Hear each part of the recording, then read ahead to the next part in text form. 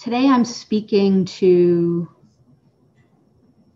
the part of us and those of us and the part of us in us, but the part of us in the collective as well that came here to be a light, to be of service.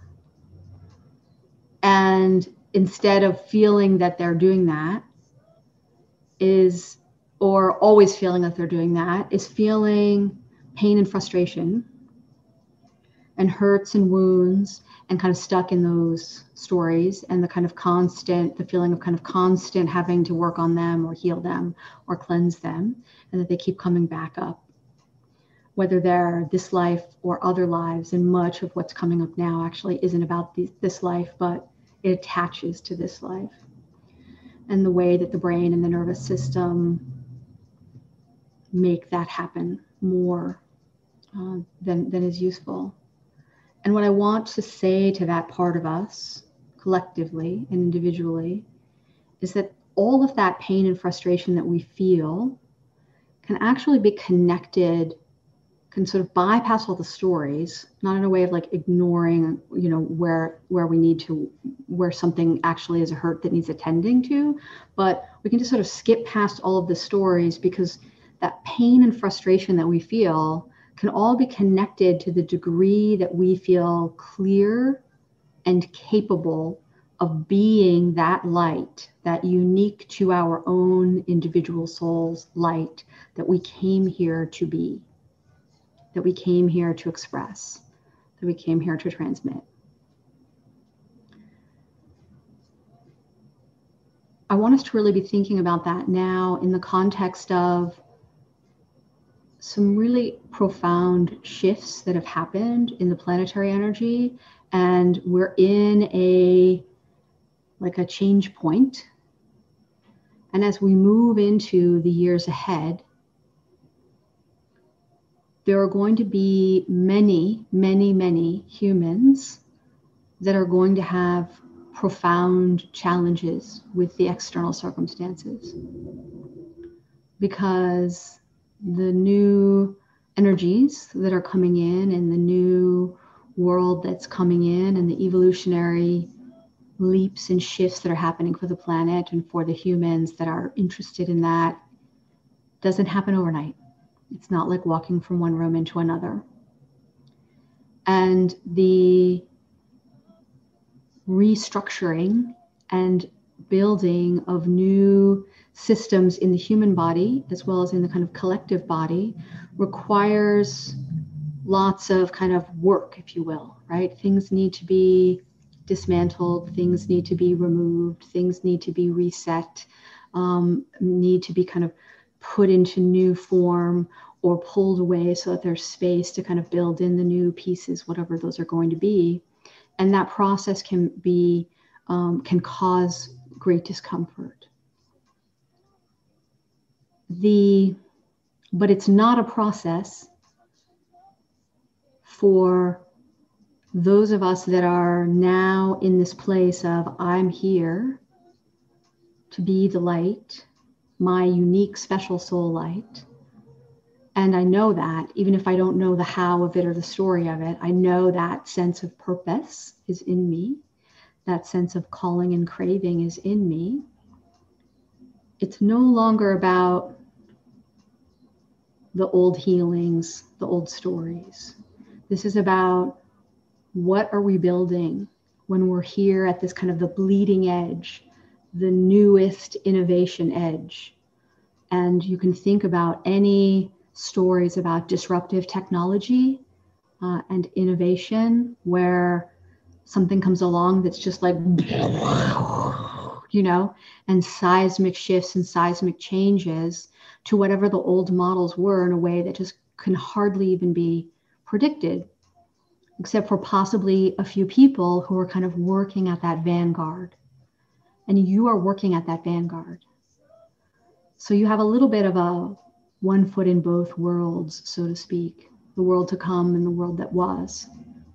Most people think that the world that was is the world that is, and that can make things difficult. I'll come back to that in a minute. As we're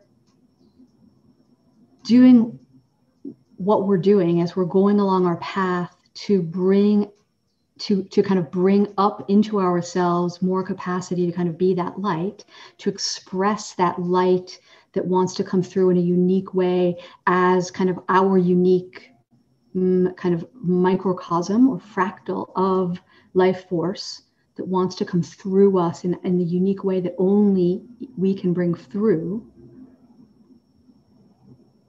It can feel like the things that I am able to bring into form, or that I can imagine bringing into form from this awareness of what's coming up, they feel too small to this larger task or unveiling, unfolding of new world that I feel called to help make, but it seems so big. And these little things, they feel like they might in the moment feel that feels really big. And then we kind of look at it and we're like, that's not big enough. That's not good enough. And then spiral down into a bad story about it.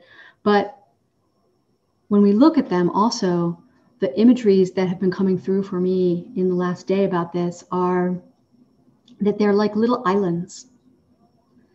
That what we're bringing through, whatever the form is, they're like these little islands, and they can feel like, oh, here's this one little tiny island alone in this huge ocean, and it's not enough. It's not enough land, or it's not high enough, or whatever, this tiny little lonely island. But there may be other little islands that you're bringing in. And as you're connecting more and more to other Vanguard folks, other Vanguard beings, like in here and other places, they're also bringing in their islands as well. And if we pull back just a little bit and relax a little bit into the life force itself, into that sort of the larger stream, and kind of embrace and kind of comfort and care of that larger life force, and we let it, which happens through going into the body in many ways, is the only way sometimes to access that. Not the only, but one of the better ways, I think, while we're in human containers. We can relax into that, and then we can see from higher up, oh, all these different little islands that seem tiny and alone and lonely are part of an archipelago. That under the surface of the water, they're all connected. And that in the future, as these kind of floodwaters of chaos and fear that have built up over hundreds of years of mankind's separation from life force, separation from nature, separation from earth, that chaos and fear has flooded in, flooded in, flooded in, flooded in until there was nothing. And now the little lights are coming in, the Vanguard lights of you and me and others, making these little islands, but they are underneath, they are connected like an archipelago. And as the floodwaters of fear and chaos recede over the coming years, the connectedness of these islands will become more and more apparent. And it is not our requirement to know what those connections are now, or how to make those connections, or to get all wrapped up in the details of them. It is ours to just trust the sensation underneath the mind, underneath the intellect, underneath the worry. We feel the truth of that connectedness. As I was telling it to you just a moment ago, you felt it in the kind of gut, in your body. You felt, yes, the connectedness is already there. And it will be revealed as those floodwaters recede. And they will recede. And the pace of that receding will be varied depending on where you're at and how much kind of elevation you had to begin with. And, what's the landscape, energetically around you. When we think about the way in which there's like a returning as well that happens with the floodwaters receding, where one of the images that came through for me around this today was this idea of how one of the islands that was covered was the island of Avalon from the Camelot and Lady of the Lake and Arthurian and the Sword mythologies. And Avalon in the mythologies receded into the mist when man no longer cherished her. And so Avalon and many other islands will come back.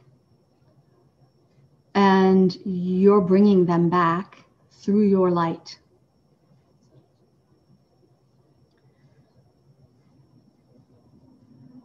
The kind of the new energies that are coming in and the releasings that they're making possible for us that are happening at such a fast pace in these last couple of years, in particular, they are, yes, helping us to kind of heal from old things, but more importantly, they're rearranging us physically to open to a new way of bringing in light biologically. It's part of the evo leap of the human species that is, going to be a long journey along with the planets. But we're at the very beginning of it, and there are early shifts that are happening. And I have told you before to think about this a little bit like a human photosynthesis, where there's a capacity to allow that energy to come in and be converted directly into sort of fuel or resource in some way. And what I now have awareness of is that the way to think about the next version of this is that light coming in, you're then doing this kind of photosynthesis process internally in order for it to then shine back out again, to be that light. And there's no doing attached to that. There's no how to, there's no plan, there's no action. You don't need to do a single thing to just allow that light to shine back out and be that light. It's a human bioluminescence that by default becomes available because you have allowed and received and supported the kind of restructuring of your internal energetic conduits and channels and receptors and whatnot, energy systems. These are letting us kind of have more access, more direct embodied access more easily to the life force that is animating everything, that animates the world and all things in it and ourselves and our bodies and everything, and that is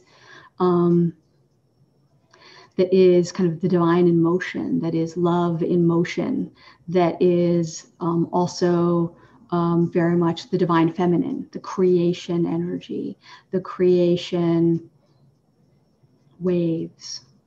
I have been thinking about it as the green, and the green of the energy of the earth, the being of the earth, and also the same green that is the green in the heart center and the energy centers. And there's also a teal, lighter teal coming in from that I shared with you before. And so that's kind of weaving into it as well. But this green, this life force is here and present. And I'm gonna come back to that in a minute. So as we've been doing this work, this kind of releasing work and this healing work, we've been often filtering that work through the old world paradigms, the old world stories. Now, whether those are the old world stories from our own life, right? The things that happened to me when I was younger in this human life, or the things that happened in past lives, or the things that happened in kind of other earth timelines, whether those are real or archetypal doesn't matter, right? But the whole kind of like Lemuria fall, Atlantis fall, though, whatever, right? It doesn't matter. Those are old world stories and old world paradigms, whether they're our own human story, past life stories about us individually, or other world archetypes. And it's time that we can, if we want to, and when we're ready, we can let those go. We don't have to let them go. They may still be important to us. And it's an individual process and choice for when do we want to do that. But the availability is here now in the energies for us to not have to rework that over and over again as we're moving forward doing work. It doesn't mean that we aren't going to have work to do. I'm going to get to that in a minute, but it's going to be from a different place. So if we choose to let them go, if we understand that they don't need any more attention from us in order to be letting go, the image that came through for me around this is to gather them up with absolute love and respect for all that everyone involved in them has been through, and to then kind of send them off in like a Viking funeral process, like to put them in a big, beautiful Viking funeral pyre boat, all of them, and like send them off into the water, burning, and like with huge love and respect, like the warrior funeral, you know, of all that they've been through, all the fighting, all the warrioring, all of the suffering, all of the heroics. And there have been so many heroics, and you know that. The heroics inside us as much as the heroics in the planet and everything else. Letting them go with love.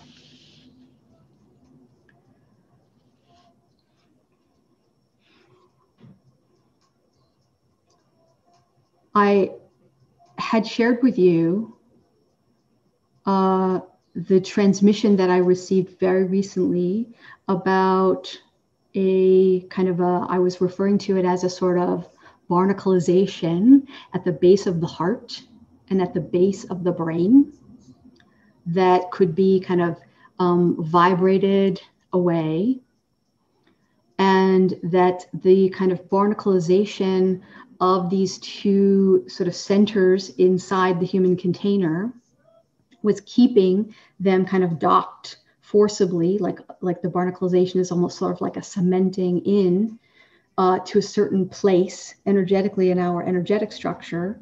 And that one of the byproducts of that was that it was causing tension with our solar plexus energy beneath the heart space that was ready to expand out, but kind of kept like hitting the ceiling of this clunking, clunking up against this barnacleization at the bottom of the heart space. And that there's a very specific light channel, new light channel that's in place now between the bottom of the brain and the bottom of the heart, that has this very like pure, sharp, diamond crystalline energy to it. And that it wasn't quite freed because of this barnacleization experience. And so with this kind of vibratory, just kind of like shaking it out, removing it, it's freed, and the heart space and the brain space can sort of pop up and float in their proper place in a kind of a zero gravity kind of way. And then that channel can sort of light up properly, where it's before it was kind of like, and kind of poking in at the high heart space that's in between. And then there's room for the solar plexus to open. And in that sharing, there was sort of some confusion around how to think about removing that barnacleization. And I think that there was a possible pull towards, let's think about that barnacleization as one more old thing that wants to be removed. And what's come through today about that is no. If that's true for you and that was helpful, great. But for some of us, no, it's not that. That actually this is simply the barnacleization of, it's not our individual story. It's the human collective. It's the barnacleization due to the human environment. The human environment that we have created for ourselves by poisoning the life force. And so the work to kind of open those energy spaces again, as we're done with that transmission, and as we may still be working on in these next few days of kind of really helping that to happen, is about, what do I want to say, kind of liberating that aspect of our inner kind of energetic structures from one of the layers of essentially human pollution, is how I'm thinking about it right now. Energetic pollution due to, when we think about kind of just the sort of the ego side effects and the disconnect from life force, nature, and the planet. And what I want us to do is to think about future clearings like this that come up, whether they come to you in other forms, from other beings, from me, from yourself, from guidance. Choose the new world paradigm instead of the old world stories as a way for your brain and nervous system to understand what you're doing as you're allowing these new radical vanguard bleeding edge things to happen within you.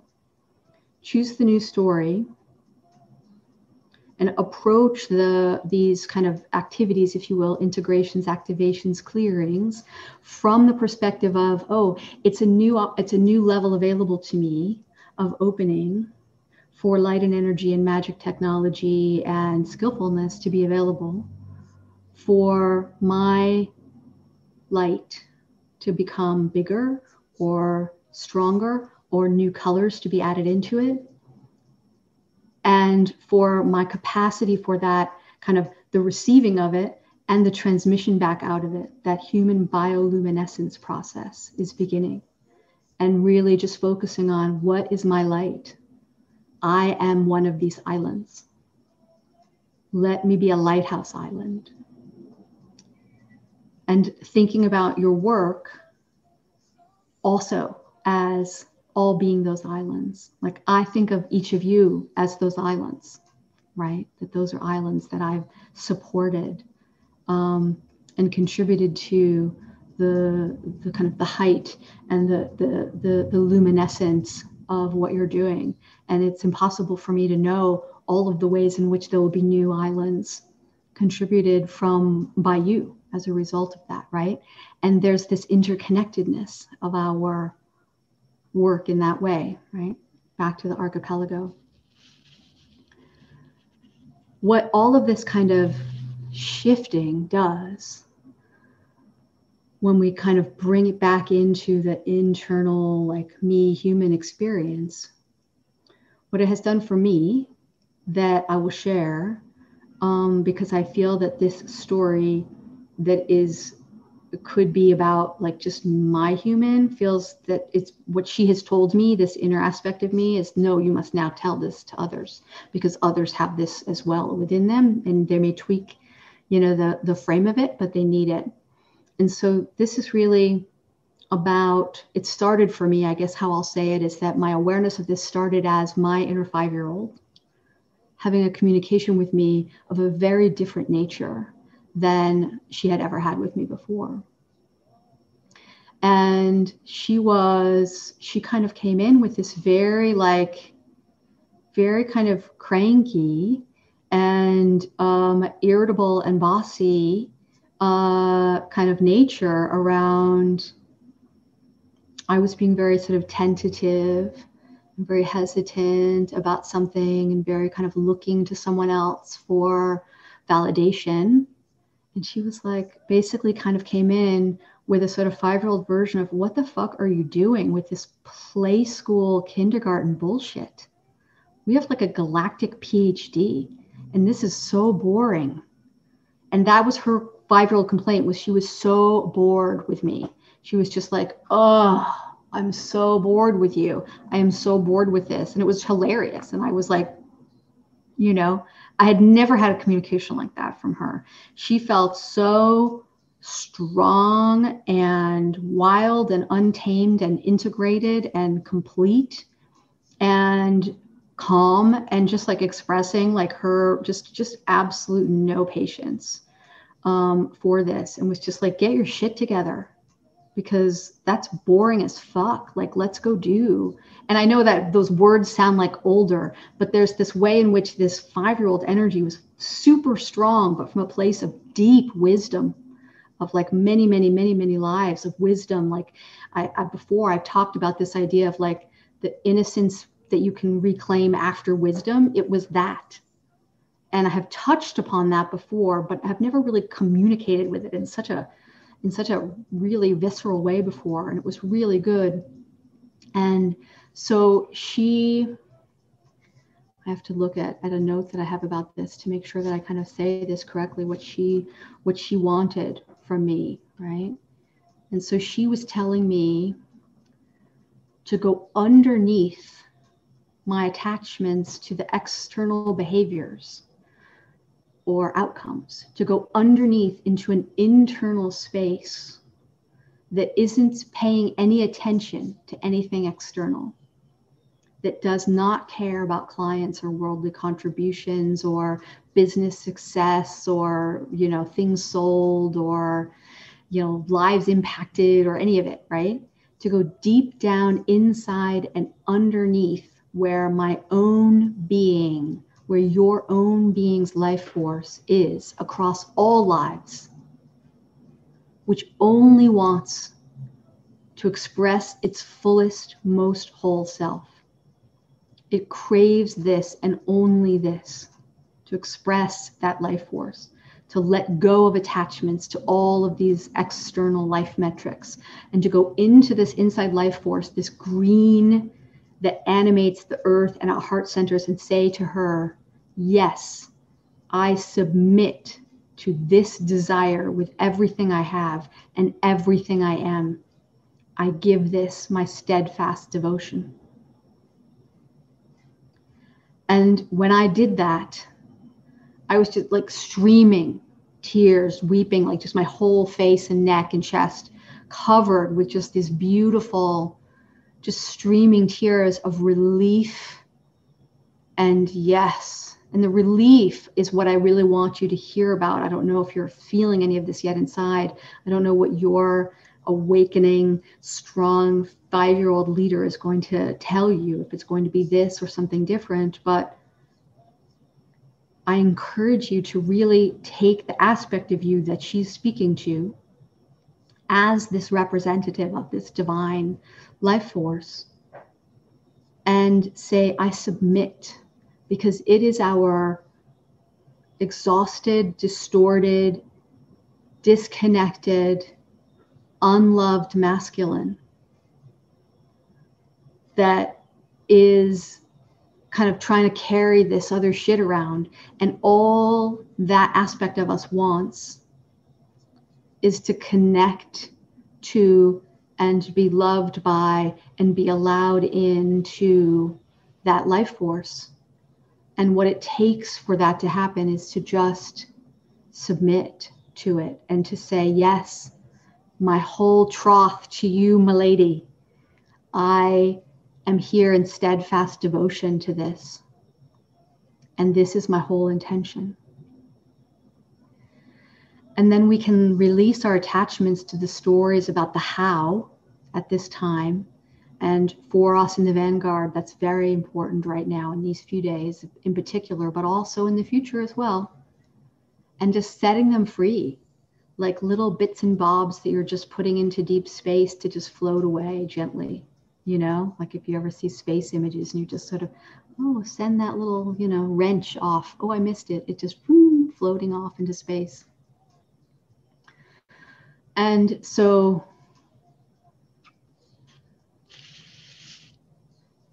this is where we're at, is that there's this emergence, it feels, of this kind of, I'm thinking of it a little bit as sort of the cosmic planetary vanguard of kind of these island builders, these kind of island raisers that are the expressions of our life force, of our light, of that bioluminescence. And now our task is really the capacity to experience that new luminescence in devotion to the expression of life force. And and there may be sort of expansions of awareness and capacity as well. But also from the material, there is a increasing challenge for us around how to cope with having a foot in two worlds. And this is going to have to be some of our next work when we think about kind of our like quote unquote work for ourselves, on ourselves going forward. There's this expansion of our energetic and magic capacities within, which is the beautiful, joyful part. And then the kind of the harder nuggets are not going to be, I don't feel this like old stuff. Like I feel like this is mostly gone. There may be little moments where it's like, oh, we have a little thing we can gone, right?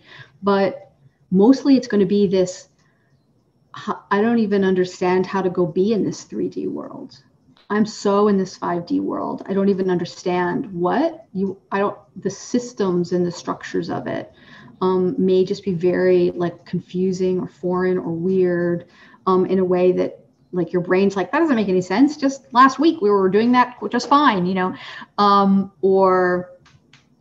then of course at a larger collective sense, the difficulties of the external collective around us and to what extent are we going to allow that to pull us back. Versus holding our role, which is to be the light. And the light isn't going to go and save people. The light is going to help them light up. It's like a contagious spark, right? And it lights the way and, can help them see through the role model of the light and also the holding of the resonance.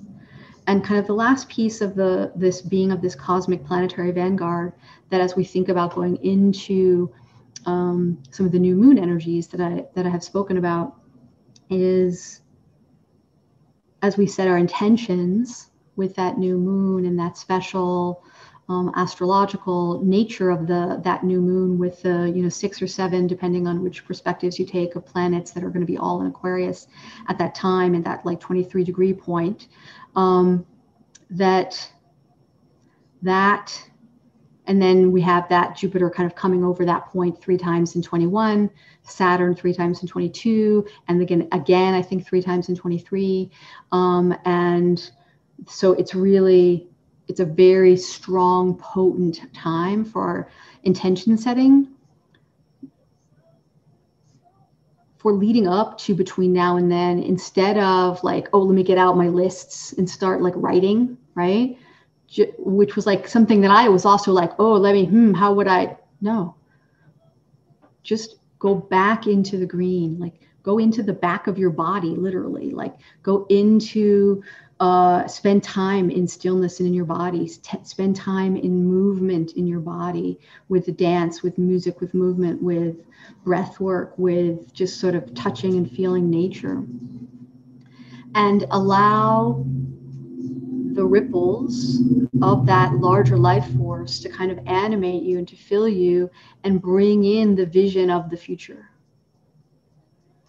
And however sort of fantastical that vision may be, if it fills you up with that light inside and you feel the truth of it as if you're there for that, even for a moment, then that is the resonance that is yours to hold. That is the island, or several islands maybe, that is yours to kind of hold that resonance, grab and be in and inhabit that resonance in that future, and be it here now, in the now, so that is the beacon, right?